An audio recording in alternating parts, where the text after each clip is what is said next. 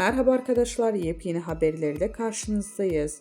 Mert Ramazan Demir gece 4'te eski evinde. Mert Ramazan Demir kız arkadaşıyla sabaha karşı 4'te Cihangir'deki eski evine girerken görüntülendi.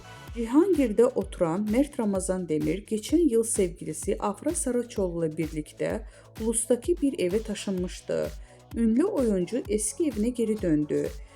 Mert Ramazan Demir geçtiğimiz çarşamba gecesi saat 4'te Cihangir'deki evine girerken görüntülendi.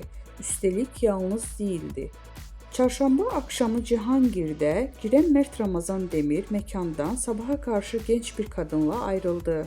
İkili Demir'in eski evine yürürken objektiflere yansıdı.